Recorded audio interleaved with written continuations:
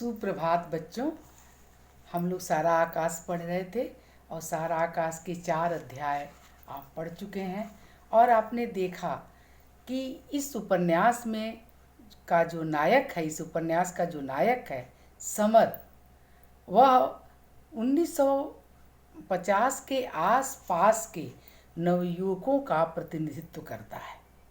उस समय जो देश की हालत थी, जो उसकी राजनीतिक स्थिति थी, जो उसकी सामाजिक स्थिति थी, जो उस समय की आर्थिक स्थिति थी देश की, उसका प्रभाव जो है उस समय के जनजीवन पर किस तरह पड़ रहा था, इसका बहुत ही सुंदर चित्रण इस उपन्यास में किया गया है। आप कह सकते हैं कि एक यथार्थ चित्रण है, क्योंकि जब देश की आर्थिक और राजनीतिक स्थिति परिस्थिति ठीक नहीं होती है तो उसका प्रभाव सामाजिक परिस्थिति और स्थिति पर भी पड़ता है। तो समर जो है वह एक निम्न मध्य वर्गीय परिवार का युवक है जो अभी इंटर में पढ़ रहा है, लेकिन उसका विवाह कर दिया जाता है। वह समझ ही नहीं पाता है कि उसके आगे वो अपने दायित्व का निर्वाह कैसे करे, वो अपने वैवाहिक जीवन को किस तरह व्यवस्थित करे। उसकी पत्नी प्रभा जो हाई स्कूल पास है और बहुत ही अच्छी लड़की है, लेकिन वह उसके साथ सामंजस्य नहीं बैठा पाता है कि वो सोचता है कि वह खुद उससे बात करे, उसकी स्थिति और परिस्थिति को समझे, लेकिन वह ये नहीं सोच पाता है कि वह पराए घर से आई हुई लड़की एकाएक कैसे उसके बारे में इतना कुछ सोच समझ सकती है। उसको समझाने की कोशिश भी नहीं करता है। वह अपने कमरे में जाता है और वो जो प्रभा है वह खिड़की के पास चुपचाप खड़ी है। वह सामान्य जो दंपति होते हैं, सामान्य जो सामाजिक व्यवस्था में जैसे पत्नी जो होती है पति के चरण छूती है, उसका सम्मान करती है, उसका स्वागत करती है, ऐसा प्रभा कुछ नहीं करती, क्योंकि वह अपने में ही खोई हुई है। समर को यह बड़ा अपमानजनक लगता है और वह अपने कमरे से बाहर चला जाता है और उसे लगता है कि प्रभा ने जानबूझकर उसका अपमान किया है। यही स्थिति दूसरे और तीसरे दिन भी दोहराई जाती है, जिसके कारण समर बहुत आहत हो जाता है। तीसरे दिन उसकी पत्नी मायके चली जाती है, उसके भाई लेने आते हैं और वो चली जाती है। इसके पूर्व घर में जो आपने देखा, आपने पढ़ा कि किस तरह से खाने का जो आयोजन था, जिसमें लड़की पहली बार खाना बनाती है, बहू पहली बार खाना बनाती है और सबसे पहले पति चखता है। तो चूँकि प्रभा की बड़ी ख्याति थी कि बहुत अच्छा खाना बनाती है, लेकिन खाने में दाल में इतना ज़्यादा नमक होता है कि समर खाना थूक देता है और घर के लोग बहुत उस पर प्रभा पर नाराज़ हो जाते हैं। तो एक तरह से कुछ भी स्थिति जो है घर की प्रभा के अनुकूल नहीं होती है और समर इसको समझ नहीं पाता है। समर ये सोचता है कि प्रभा बहुत घमंडी लड़की है, क्योंकि वह उस ज़माने की हाई स्कूल पास है और उस ज़माने में हाई स्कूल बहुत बड़ी बात होती थी, क्योंकि लड़कियों को पढ़ने का आम चलन नहीं था। और उस समय में अगर कोई लड़की हाई स्कूल भी पास हो तो उसे बहुत पढ़ा लिखा समझा जाता था। तो प्रभा पढ़ी लिखी है इसलिए वो घमंडी है, यह उसको लगता है, जबकि ऐसी कोई बात नहीं है। प्रभा बहुत एक सुलझी हुई अच्छी लड़की है, लेकिन वही नए घर में एकाएक जो है वह सामंजस्य नहीं बिठा पाती है और घर में कोई भी प्रभा से खुश नहीं है। जो अम्मा है वह इसलिए दुखी हैं कि प्रभा दहेज नहीं लाई है, और जो पिताजी बाबूजी इसलिए उदास हैं क्योंकि जो भी कर्ज उन पर है, उन्होंने सोचा था कि समर को दहेज मिलेगा तो उससे वो कर्ज उतार दिया जाएगा, तो वो उनका जो मनोकामना है वो पूरी नहीं होती है। भाभी जो है घर में वो इसलिए उससे नाराज़ रहती है क्योंकि वह ज़्यादा सुंदर और पढ़ी लिखी है, सुघड़ है, घर की कामों में, घर की गृहस्थी के कामों में भी वह निपुण है। तो कुल मिलाकर एक प्रभा के विरुद्ध वातावरण घर में है और ऐसे में अगर समर का सामीप्य उसे मिलता, समर उसको समझता, तो प्रभा ज़्यादा उसका जीवन आसान हो जाता, लेकिन ऐसा नहीं होता है। समर भी उसको गलत समझता है। वह सोचता है कि वास्तव में प्रभा बहुत ही घमंडी लड़की है। जब प्रभा चली जाती है तो वो सोचता है कि बताइए, एक जो है मेरी पत्नी मेरे घर में रही और मैंने उससे बात तक नहीं किया। हालांकि उस घर में जो मुन्नी है, जो समर की बहन है, वह सारी स्थिति को समझती है और वह बार बार समर से कहती है कि भैया आप भाभी से बोलिए। तब भी समर नहीं समझ पाता है, क्योंकि मुन्नी वो सारी चीज़ों को, घर की सारी कमियों को, घर के सारे सदस्यों की मनसा को समझती है। इसलिए वो समर को बार बार कहती है कि भैया भाभी को से बोलिए, लेकिन ऐसा वो नहीं करता। लेकिन जब धीरे धीरे शादी के 6 महीने हो जाते हैं और प्रभा मायके में है, कोई भी उसे लेने नहीं जाता है और उसकी घर में कोई चर्चा नहीं होती है। वह एक तरह से नाकाबिल मान ली जाती है। अम्मा जो है समर की दूसरी शादी के बारे में सोचने लगती हैं। समर जब ये सुनता है तो उसे बहुत गुस्सा आता है, क्योंकि कहीं ना कहीं प्रभा के प्रति उसके अंदर जो एक स्नेह है और आकर्षण है उनके प्रति, तो उसके प्रति जो आकर्षण है वह उस ये बात सुनकर बहुत नाराज़ होता है कि मुझे पढ़ने नहीं देंगे लोग। मैं पढ़ना चाहता हूँ तो मेरी पढ़ाई के बीच में शादी कर दी। अभी एक शादी हुई, दूसरी शादी के बारे में बात कर रहे हैं, कहते हैं मुझे चैन से पढ़ लेने दो। कभी कभी वो सोचता है कि मैंने गलत किया शायद, क्योंकि वो इतने दिन मेरे घर में रही और मैंने उसे बात नहीं की। इस बात को बहुत वो जब गंभीरता से सोचता है तो वह दुखी हो जाता है और वो कहता है कि मैं प्रभा के बारे में जरा भी नहीं सोचना चाहता, लेकिन घर में उसकी बुराई की कथा का कोई न कोई अंश आए दिन कान में पड़ता रहता है, तो मन में हल्का विरोध उठता है। क्या इन लोगों को और कोई काम नहीं है? ये प्रभा के प्रति जो उसका आकर्षण है, उसके प्रति जो लगाव है, वो अच्छा नहीं लगता है कि जब लोग उसकी बुराई करते हैं। मैंने कहा था कि मेरे पाँव में वह चक्की बांध दो। कहते भाई क्यों बुराई कर रहे हो? ज़बरदस्ती तो मेरी शादी कर दी, मैं शादी नहीं करना चाहता था, तो जबरन मेरे गले में ढोल लटका दिया, और अब लटका दिया तो रो क्यों रहे हो? तो मैंने तो नहीं कहा था। जाने कैसे, फिर सोचता है कि प्रभा भी क्यों ऐसी है, न जाने कैसी घमंडी लड़की है। कहता जाने कैसी घमंडी लड़की मेरे माथे मढ़ दी है।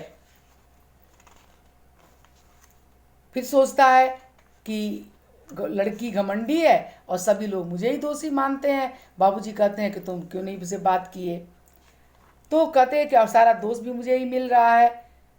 अक्सर ही मैंने उसके चित्र को मन में दोहराया है।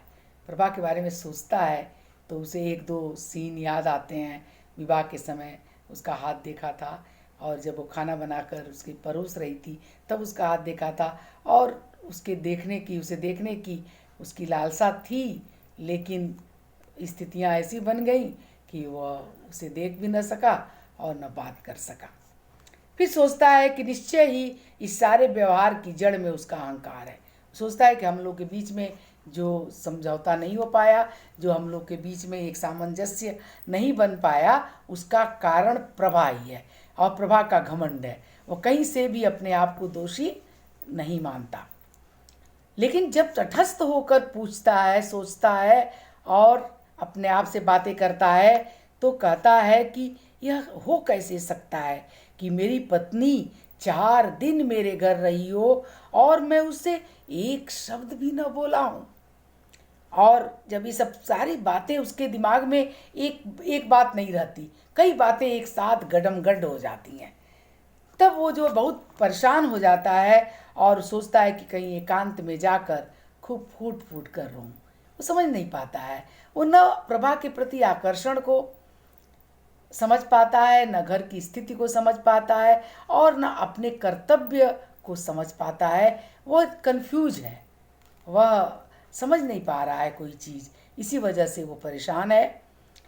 तो सोचता है कि मैं इतना रोऊं कि बेहोश हो जाऊं, और यह बेहोशी कभी न टूटे।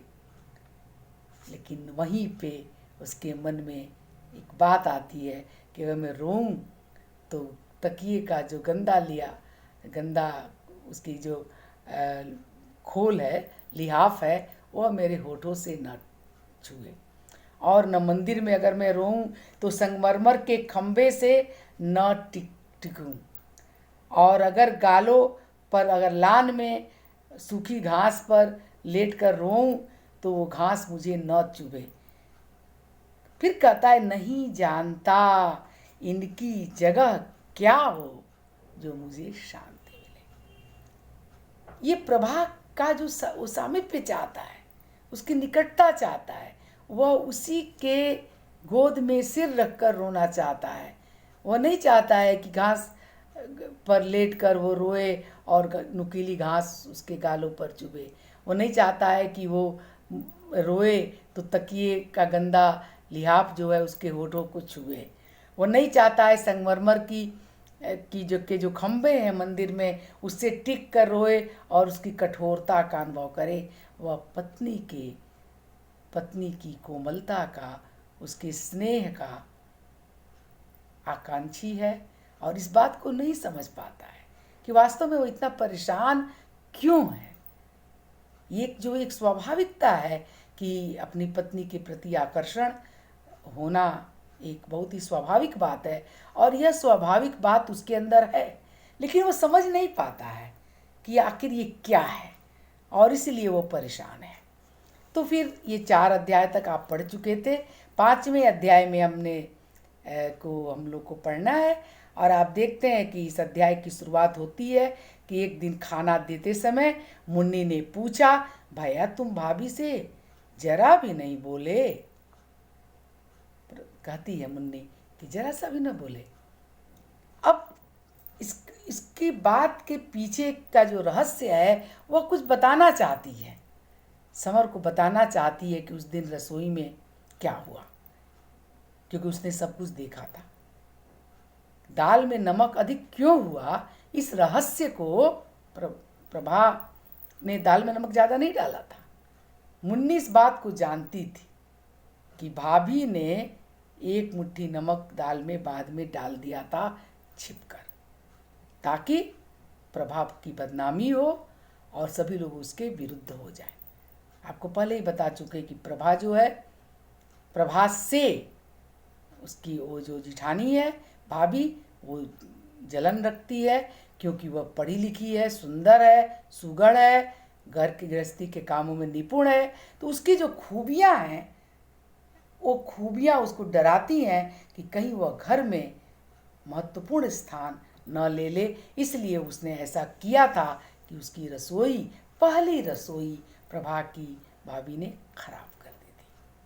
तो इस बात को मुन्नी बताना चाहती है, लेकिन तभी भाभी आ जाती है और वह बात अधूरी रह जाती है। तो फिर भाभी बीच बीच में भड़काती रहती हैं, बार बार कहती हैं कि भैया तुम्हारी तो ऐसी शादी हुई और कि तुम खुश नहीं हो। तो बार बार कहती है, और सुनना नहीं चाहता है क्योंकि इतने दिन हो गए हैं वो पत्नी से अलग हुए, यानी पत्नी को मायके गए और उसने एक चिट्ठी भी नहीं लिखी। कैसे लिख सकती है एक लड़की? एकाएक जब पति से कोई सामंजस्य नहीं बन पाया तो चिट्ठी कैसे लिखती? लेकिन समर इस पर भी गुस्सा होता है, सोचता है कि चिट्ठी नहीं लिख सकती थी। प्रभा को समझने के लिए तैयार ही नहीं है। जो आम पुरुष होते हैं वो उसी तरह से है और वह नहीं समझने को तैयार है कि क्यों इस तरह की अपेक्षा रखता है वो, कि कोई लड़की आए ससुराल में और आते ही पति से बोलना शुरू कर दे। कोई आजकल की लड़की तो नहीं है सर वो प्रभा, वो 1950 के आसपास की लड़की है जिसके अंदर संकोच है, जो इतनी ज़्यादा मॉडर्न नहीं है कि पति से बात करना शुरू कर दे आते ही। तो ये बात नहीं समझ पाता है समर, तो इसलिए उसके मन में बहुत सारी गलतफहमियाँ हैं।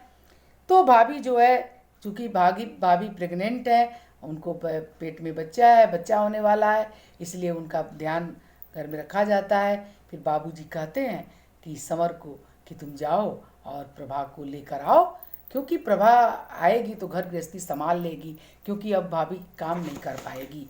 और जो बूढ़ी अम्मा है कहती है कि काम करते करते वो इतनी बूढ़ी हो गई है, बीमार रहती है, उससे काम होगा नहीं। और घर में कई लोग खाने वाले हैं, कॉलेज जाने वाले हैं, सबको समय से खाना तो चाहिए ही, तो प्रभा को जाकर ले आओ। तो थोड़ा सा ख्याल आता है समर को कि वो नौकरानी बना की ज़रूरत है, बहू की ज़रूरत नहीं है, इन लोगों को नौकरानी की ज़रूरत है जो घर गृहस्थी का काम करे। उसको अच्छा नहीं लगता है, कहीं ना कहीं प्रभा के प्रति जो आकर्षण है, जो उसके प्रति संवेदना है, वह बीच बीच में उजागर हो जाती है। 6 महीने हो गए, एक एक दिन चाहे जितनी घुटन में काटा हो, लेकिन अब लगा कि वह समय कितनी जल्दी गुजर गया। समर सोचता है, विश्वास ही नहीं होता है कि 6 महीने हो गए। उसका एक एक दिन बहुत कष्ट से गुजरा है, लगातार मानसिक अंतर्द्वंद में गुजरा है, तनाव में गुजरा है, लेकिन फिर भी उसको लगता है कि बहुत जल्दी वो समय गुजर गया है। तो कहता है कि मैं पूछूंगा, एक बार मुन्नी से पूछूंगा उसके बारे में, लेकिन पूछ नहीं पाता है। संकोच भी है कि कोई चिट्ठी उट्ठी उसकी आई कि नहीं, घर में किसी के नाम कोई चिट्ठी आई हो तो पूछना चाहता है। और इधर भाभी कहती हैं, तो तुम्हारा ब्याह भी क्या हुआ लाला जी, क्या क्या अरमान थे सब पर पानी फिर गया। लेन देन की तो खैर कोई बात नहीं, एक आध साल में आई गई बात हो जाती है, लेकिन वह महारानी जी तो जिंदगी भर को बंध गई। उन लोगों ने शायद भेजने को लिखा है। यानी वो हमेशा समर को भड़काती रहती है, कहती है तुम्हारी सी शादी हुई, बताइए कि किसी का कोई अरमान ही नहीं पूरा हुआ है। और मान लो दहेज नहीं लाई थी, कोई बात नहीं है, वो तो कुछ दिन की बात थी, लेकिन अब जो है, जो उनका स्वभाव है, महारानी की तरह का स्वभाव है, तो इतनी घमंडी है, वो तो भैया जीवन भर के लिए बंधी हुई है और ये तुमको झेलना है। ठीक है, फिर वो कहता है कि भेजने के लिए लिखा है, तो ये बात से उसको, समर को अच्छा लगता है कि वो आएगी। तो जब उसे कहती है कि भाई तू, उसके अब क्या भाभी की बात का क्या जवाब दे, वो कहता है तुम्हें ही बड़ा शौक लगा था, तुम ही मरी जाती थी कि बहू ऐसी है वैसी है। लो सुनो लाला जी की बातें, मैं क्या उसके पेट में घुस के देख आई, सुनी सुनाई बात मैंने कह दी। उफ, हद है घमंड की भी, आने जाने के नाम खाक धूल नहीं, और घमंड ऐसा, कसम से कहती हूँ मैं तो इतनी बड़ी हो गई, ऐसी घमंडिन औरत अपनी जिंदगी में नहीं देखी। बोलो, गुण कर्तव्य हो तो नखरे भी सहे जाए, कोरे नखरे कौन उठाएगा। असल में उन्होंने लेना चाहा पढ़ाई और खूबसूरती के रोब में, सो ऐसी राजा इंदर की परी भी नहीं लगी।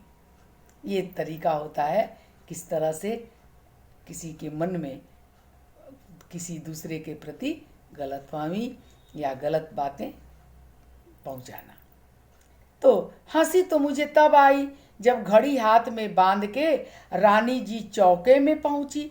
वो तो मैं ही चुप हो गई, लेकिन जब उसने कहा कि दाल तो मैंने चख ली थी, अम्मा जी तो उसी पर जमीन आसमान एक कर देती। मैंने कहा जाने दो। बोली जिस आदमी को सबसे पहले खाना है पहले वह खाएगा, तुम चखने वाली होती ही कौन हो। यह थी सामाजिक स्थिति। परिवार में एक बहू की क्या स्थिति थी 1950 के आसपास, वह इस दृश्य से साफ पता चलता है कि बहू है तो खाना सबसे पहले नहीं खाएगी। भले ही उसने दाल चख लिया था ये देखने के लिए कि सब नमक वगैरह ठीक है कि नहीं। अमूमन गृहिणियाँ ऐसा करती हैं कि कोई चीज़ बनाती हैं तो उसे थोड़ा चख लेती हैं कि देखें नमक और चीनी जैसा भी व्यंजन है वह परफेक्ट है कि नहीं। तो ये कोई खाना, तो अब ये वहाँ पर ऐसा माना जा रहा है कि पूरा खाना ही झूठा हो गया। तो कहती है अगर अम्मा जी जान जाती कि उसने दाल पहले चख ली थी, जैसा कि प्रभा कहती है ऐसे कैसे हो गया, दाल में नमक इतना ज़्यादा कैसे हो गया, मैंने तो चखी थी। कहते इसी बात पर महाभारत हो जाता घर में। अम्मा जी अगर ये सुन लेती और जान जाती है, ध्यान देती, तो इसी बात को लेकर बवाल हो जाता कि भैया आप कौन चखने वाली होती हैं, जिसको पहले खाना है यानी पति पहले खाएगा। तो ये सामाजिक स्थिति का एकदम यथार्थ जो चित्रण है, और कैसे घर में जिठानियाँ होती थी, कैसी सास होती थी, कैसे ससुर होते थे, कैसा पति होता था, ये भी एकदम साफ आप देख रहे हैं कि किस तरह की सामाजिक स्थिति है। समर को अच्छा नहीं लगता है जब भाभी ये सब बातें कह रही हैं, तो समर इस बात को भूल चुका है, वो नहीं ये सब बातें सुनना चाहता है। इसलिए बहाने से कहता है कि भाई देखो भाभी मुझे कॉलेज को देर हो रही है, और आपका जो खाना खा रहा था उस समय कर आपसे मुझसे खाया हुआ नहीं जाता है और मैं जा रहा हूँ। तो जब वो जाने लगता है तो भाभी फिर कहती है आ तो रही है लेकिन दबा के रखना लाला जी। ठीक है, कह देती हूँ कसम से पछताओगे कि अगर तुमने उसे बहुत ही कस के नहीं रखा। जैसे शुरू में आपने कहा बिल्ली मार के रखना, बिल्ली मारना यानी पत्नी को काबू में करना। तो यहाँ फिर वही बात आती है कि अगर तुमने शुरू में ही अगर वो जो है दबा के नहीं रखोगे तो पछताओगे। आप देखिए कि आप एक स्त्री है भाभी, और एक दूसरी स्त्री के लिए इस तरह की बातें सोचती है।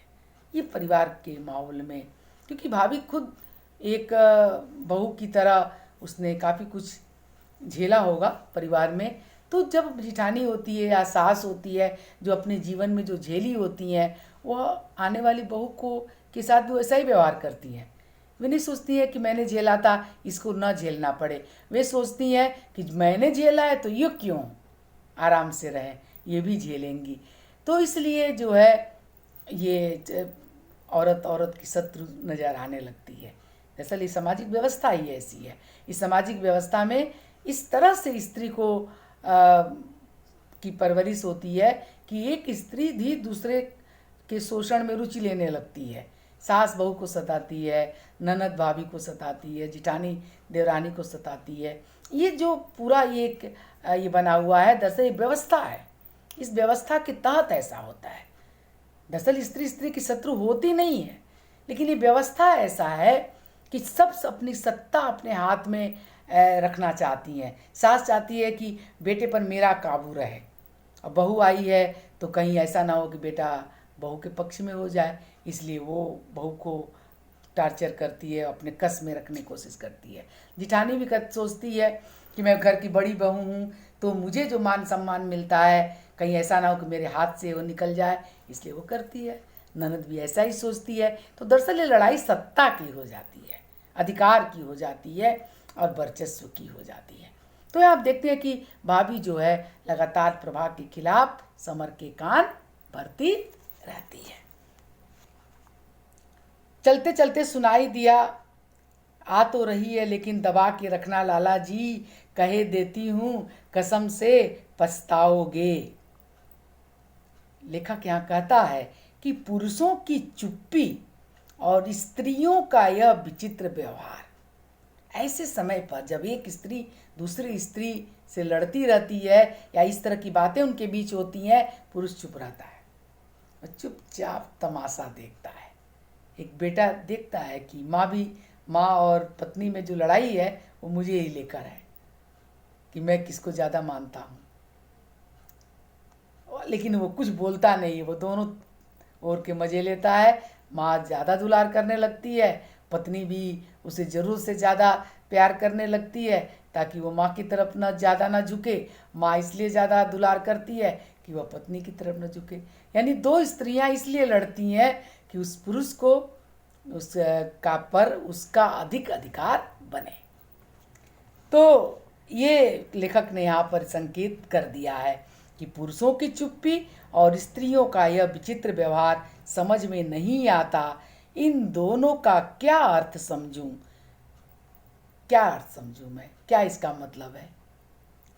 तो फिर वो चला जाता है और सोचता है कि फिर वो आ रही है, फिर वो हमसे बात नहीं करेगी, सोचता है कि इस घमंडी लड़की के साथ कैसे मैं अपना जीवन काटूंगा, हमारा उसका भविष्य क्या होगा, ये सब सोचता है।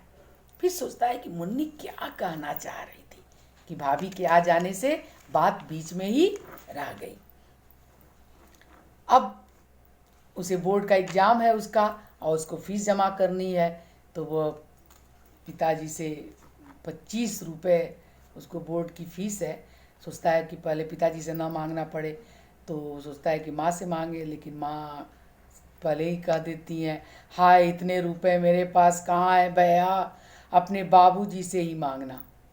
फिर सोचता है कि भैया से और भाभी से मांगे, थोड़ा बहुत पैसा उन्होंने रखे होंगे, 25 रुपये दे ही देंगे। फिर सोचता है कि नहीं भैया, इस समय तो वो लोग अपने आने वाले बच्चे की तैयारी में लगे हैं, और वो भी भैया इतना कम कमाते हैं, उनके पास भी होगा नहीं, अगर थोड़ा बहुत बचाया भी होगा तो वो अपने खर्चे के लिए बचाया होगा, तो उनसे मांगने का कोई मतलब नहीं है, अंततः अपने बाबूजी से ही मांगना है। बाबूजी के पास आता है, बहुत डरता है, सोचता है पता नहीं क्या कहें, क्योंकि बाबूजी भी पेंशन 25 रुपये मिलते हैं, और 25 रुपया फीस लेना है, फिर घर का खर्चा कैसे चलेगा। लेकिन फिर भी करे क्या, वो आता है उनके पास और कहता है कि बाबूजी कल बोर्ड की फीस जानी है।